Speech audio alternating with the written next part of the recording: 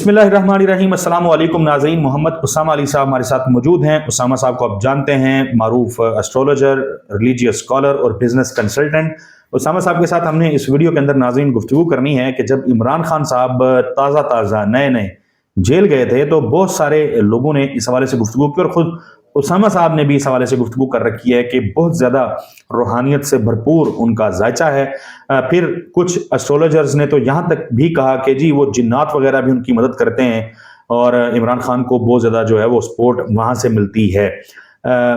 ये मामला है क्या? अब जब इमरान खान के जायचे को रीड किया जाता है तो वो जो उसामा अली साहब बताया करते थे कि रूहानी शख्स हैं, रूहानियत से भरपूर जायचा है, और वो ये दुनियादारी के मामलात को लेकर के ज्यादा कोई हसरत भी नहीं है उनके दिलो दिमाग के अंदर। तो क्या है उनके दिलो दिमाग के अंदर, और वाकई क्या अभी भी वो जो बताया जाता था रूहानियत वो इमरान खान के जायचों में मौजूद है? उसामा साहब, सवाल आपने सुन लिया सर, कैसे हैं आप? खैरियत से? जी, मैं खैरियत से हूँ। काफ़ी इंटरेस्टिंग क्वेश्चन है क्योंकि लोग काफ़ी इस पे सुन चुके हैं आपसे पहले। बिस्मिल्लाहिर्रहमानिर्रहीम, अल्हम्दुलिल्लाह रब्बिल आलमीन, अल्लाहुम्मा सल्ली अला मुहम्मद व आले मुहम्मद।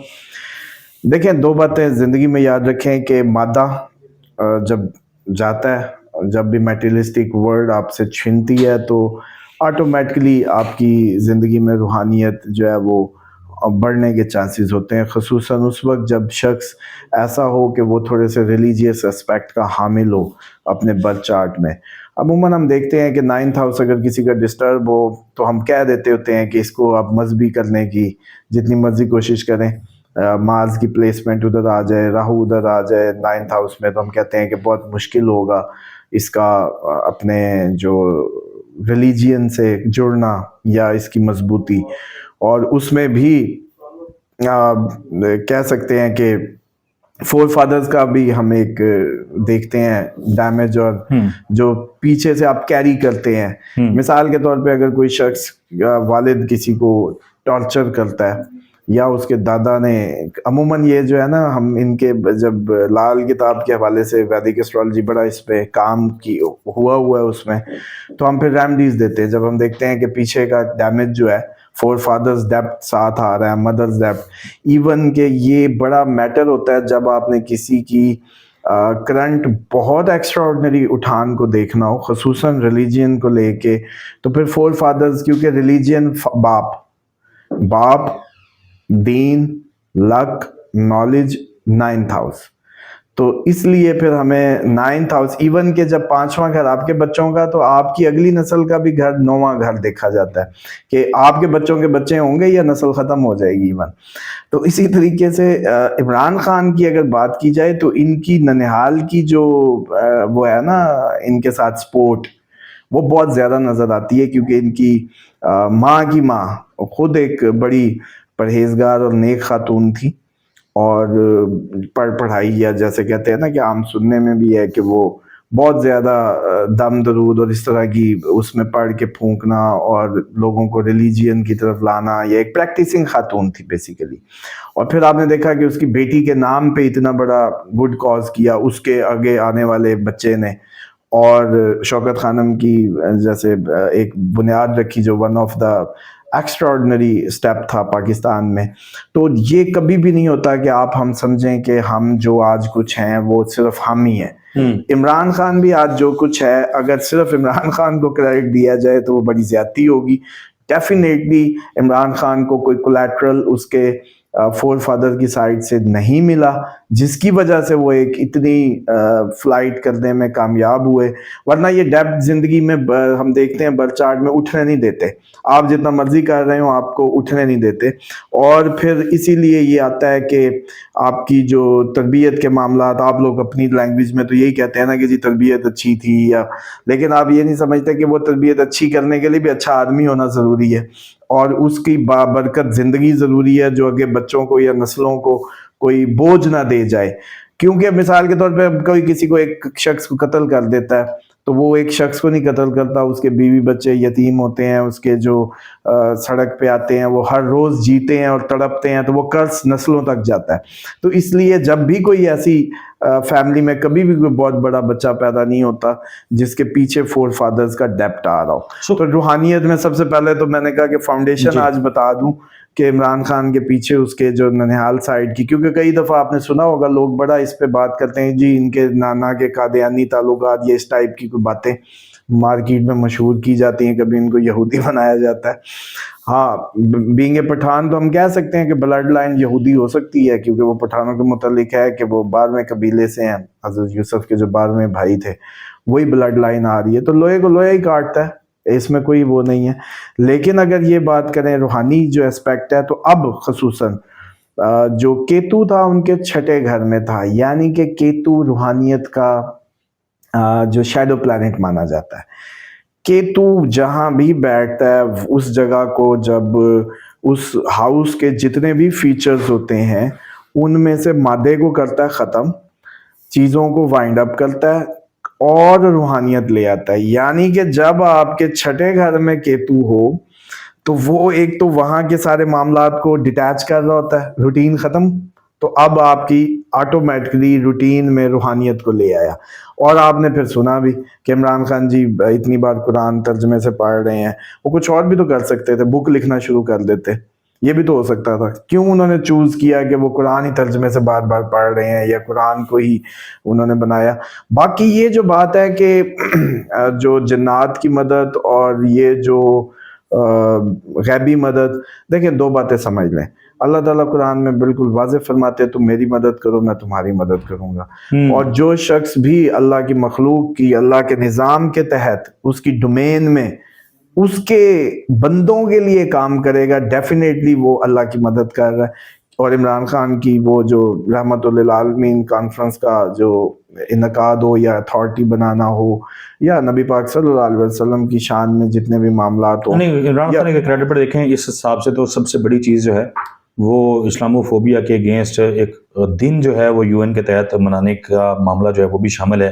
وہ انہی کی آواز ان متعدد سربراہان مملکت کو لکھے گئے خطوط کے بعد یہ ایک بڑی اچیومنٹ جو ہے وہ عمران خان کے حصے میں آئی تھی. تو ظاہر ہے اللہ کی مدد اس کے بندوں کی، اس کی دین کی مدد سے زیادہ کوئی مدد، اور نعوذ باللہ من ذالک وہ تو بے نیاز اللہ الصمد، اس کو تو کوئی وہ نہیں ہے، لیکن اس کو اپنے حزب یا اپنے گروہ کی مدد آپ سے درکار ہے اور وہ یہی ایکسپیکٹ کرتا ہے. تو ایک ایسپیکٹ تو ہم قرآن سے جیسے کہتے ہیں نا کہ اپنے تنازعات کا یا اپنے جو بھی کنفلکٹس ہوں فیصلے کی کتاب کے پاس آئیں، تو اس حساب سے عمران خان پورے اترتے ہیں غیبی مدد کے اس پیرامیٹر پہ قرآن کی اس روح سے.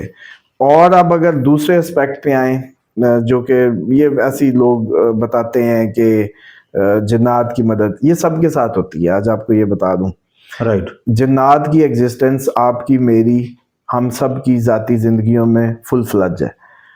کسی کے اچھے دوست ہیں، کسی کے کرپٹ دوست ہیں، کسی کے کمینے دوست ہیں. ہم نے صرف سوسائٹی بدلنی ہوتی ہے. جنات ہی رہیں گے آپ کے ساتھ، ان کا کھانا پینا طے ہو چکا ہے، ان کے لیے بھی قیامت ہے، ان کے لیے بھی جنت دوزخ ہے. لیکن وہ جب آپ لوگ ایک اچھی روحانی زندگی گزارتے ہیں اور اس میں ڈیفینیٹلی جو نیک جنات آپ کی زندگی میں شامل حال ہوتے ہیں، ایون کہ یہ بھی سمجھ لیں کہ جسٹ بسم اللہ کا پڑھنا آپ لوگوں کی زندگی میں بار بار نیک جنات کے کھانے میں شامل کرتا ہے. تو اس حساب سے پھر وہ نیک جنات آپ کی مدد میں شامل حال ہوتے ہیں. اور اگر آپ دنیا دار ہیں اور گناہوں میں مبتلا ہیں اور پھنسے ہوئے ہیں تو پھر دوسرے جنات آپ کی زندگیوں کو خراب کر رہے ہوتے ہیں. تو یہ تھیوری اگر پریکٹیکلی بات کی جائے کوئی ان یوزول نہیں ہے، just for the sake of Imran Khan کی طرف آتے ہیں آپ. یعنی آپ کہہ رہے ہیں کہ عمران خان روحانی طور پہ ایک بہت زیادہ مضبوط ذائچہ ہے، اور چونکہ انہوں نے عوام کے لیے، لوگوں کے لیے ایسے کام کر رکھے ہیں کہ جس کی بدولت، جس کے سبب عمران خان جو ہیں ان کے لیے مشکلات جو ہیں وہ ان کے سامنے کھڑی ہی نہیں ہو پاتی، وہ چلی جاتی ہیں. اور ساتھ ساتھ آپ نے بتایا کہ ان کے جو فور فادرز ہیں وہاں سے بھی جو عمران خان کو روحانی طور پہ ملا وہ بہت زیادہ مضبوط ہے. جی بالکل ایسے ہی ہے، کیونکہ یہ مدر سائڈ سے عموماً جنات کی جو کسی بھی شخص کے ساتھ لگنا ہے وہ مدر سائڈ سے ہوتا ہے. رائٹ. اسامہ صاحب بہت شکریہ، بڑی تفصیل کے ساتھ آپ نے عمران خان کے ذائچے کے اندر موجود روحانیت کے حوالے سے گفتگو کی. ناظرین اسامہ صاحب کا کانٹیکٹ نمبر جو ہے وہ ہماری اسکرین کے اوپر چل رہا ہے. مزید اگر آپ کچھ بھی جاننا چاہیں اپنی زندگی سے متعلق یا پاکستان کی سیاسی صورتحال سے متعلق تو اسامہ صاحب کے ساتھ واٹس ایپ کے اوپر آپ کانٹیکٹ کر سکتے ہیں. ہمیں اپنی دعاؤں میں یاد رکھیے گا. انشاءاللہ اگلی ویڈیو میں نئے ٹاپک کے ساتھ ملیں گے. अल्लाह हाफिज़। साथ साथ मैं एक बात वाज़ेह करता चलूँ, मैंने ये देखा है कि सोशल मीडिया पे ये कहा गया शायद कुछ बैरूनी ममालिक से आने वाले जो लोग हैं वो खान साहब से मिलने आए थे, तो उसकी वजाहत मैं कर दूं कि यहाँ पे जो फ़ॉरेन कौंसलर होते हैं, फ़ॉरेन जो सिटीज़न हैं, वो जब गिरफ़्तार होते हैं तो उनको अपने कौंसलर एक्सेस दी जाती है हर एम्बेसी की। तो यहाँ पे आए रोज़ जो है कोई ना कोई एम्बेसी की गाड़ी आती है और अपने लोगों से, शहरियों से मिलती है। कोई भी एम्बेसी की गाड़ी आती है उसका ये मतलब नहीं है कि इधर सिर्फ वो खान साहब से मुलाकात करें, उनकी ना मुलाकात किसी से हुई है ना ही ज़रूरत है, क्योंकि वो जो एम्बेसी के जो कौंसलर एक्सेस होती है वो सिर्फ अपने जो लोग हैं, जो सिटीजन्स हैं, उनकी हद तक होती है और उन्हीं के लिए होती है, और उसमें किसी किस्म का कोई डील का शायबा जो है वो नहीं जो है वो होना चाहिए।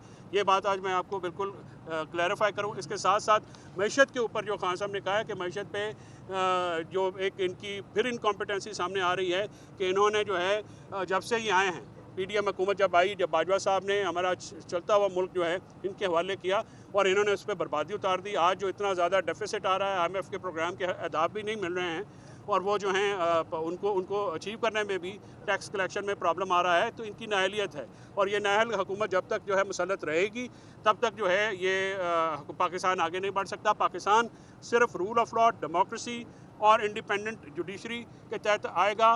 खान साहब ये बारहा बात कर चुके हैं कि जब तक रूल ऑफ लॉ नहीं होएगा फॉरेन इन्वेस्टमेंट नहीं आएगी, और फॉरेन इन्वेस्टमेंट के लिए ज़रूरी है कि रूल ऑफ लॉ हो। अब भी आप देखिए कि ये जो खान साहब की आज की गुफ्तगू है, ये आपके सामने रखने का मकसद ये है कि जो ऑल एंड सरेंडरी हमारे वर्कर्स भी हैं उनके सामने ये पैगाम पहुँचे। और इसके साथ साथ खान साहब को पॉलिटिकल पार्टी से नहीं मिलने दिया गया, इन स्पाइट ऑफ दैट के जो हाई कोर्ट ने उस रूल को कालादम करार दिया और कहा कि एफिडेविट दीजिए कि आप सियासी गुफ्तगू नहीं करेंगे। खान साहब ने ये कहा कि अगर वो मेरे साथ सियासी गुफ्तगू नहीं करेंगे तो हम क्या एक दूसरे का मौसम का हाल तो पूछेंगे नहीं। तो ज़ाहिर है मैं चेयरमैन हूँ और ये लोग अगर आते हैं मेरे से मुलाकात करते हैं तो फिर यही गुफ्तगू जो है वो मेरे साथ करेंगे, इसके अलावा क्या गुफ्तगू हो सकती है। और ये मुसलसल छठा 8वां हफ्ता है, बल्कि 1 महीना ये और पहले कि उनकी मीटिंग्स नहीं होने जा रही, और इस पर उन्होंने हदायत की है लीगल टीम जो है वो नेक्स्ट वीक में जो कंटेम्प्ट प्रोसीडिंग्स हैं उनकी बच्चों से बात नहीं कराई गई, उनका ये मुलाकात नहीं कराई, लॉयर्स का एक्सेस ड्रॉप की गई, जो उनकी जेल फैसिलिटीज़ है। अखबारात का उन्होंने स्पेशली जिक्र किया कि अखबारात उन तक नहीं पहुंचाए जाते जो वो चाहते हैं। वो अखबारात और टीवी के जो चैनल हैं, 2 चैनल जो हैं वो भी बंद कर दिए गए, सिर्फ PTV उनको दिखाया जाता है जो कि बजाते खुद एक सज़ा है, तो PTV तो वो देखते नहीं हैं। तो इंडिपेंडेंट चैनल्स सब के एक्सेस जो है वो रोकी गई है और जेल मैनुअल की शदीद खिलाफ वर्जी हो रही है, सिरहन खिलाफ वर्जी हो रही है। और आज इसके साथ साथ आखिर में इत्तेजाज और पंजोता साहब की हमें शिद्दत से इंतज़ार है। मैं अटॉर्नी जनरल साहब को आपके तवस्सुत से मुखातिब करके कहना चाह रहा हूँ कि सर आपकी जो डेडलाइन है वो भी क्रॉस हो गई है। मुझे आपसे ये इस्तदा करनी पड़ी है, मीडिया के थ्रू करनी पड़ी है कि आप इंतज़ार पंजोता साहब की बाज़ाबी के लिए जो वादा आपने किया उसको जो है वो निभाएं और हमें हमारे भाई तक जो है एक्सेस दी जाए। और अगर उनके ख़िलाफ़ कोई इल्ज़ामात हैं तो अब बहुत हो गया, तकरीबन 4 हफ्ते होने वाले हैं, उनका कोई वेयर अबाउट का पता नहीं है। इंतज़ार साहब की वेयर अबाउट्स के बारे में उनकी फ़ैमिली, उनके बच्चे, उनके वालिदैन, उनके भाई, हम दोस्त सारे बहुत परेशान हैं। और हम ये गवर्नमेंट से, इस रियासत से उम्मीद ना होने के बावजूद हम ये दरख्वास्त ज़रूर करते हैं कि इंतज़ार पंजोता की रिहाई के लिए करें। और बार काउंसिल और बार एसोसिएशन को मैं बिल्कुल ये मुल्तमस हूँ कि आप अपना रोल अदा करें। इस तरह से चुप रहे तो दिन दहाड़े दारुल हुकूमतों से वकीलों का अगवा होना और फिर उनका जबरी गुमशुदा कर देना, उनको जबरी गुमशुदगी का शिकार कर देना, ये इंतहाई ज़्यादती की बात है और इसमें हर कोई अपना रोल अदा करे।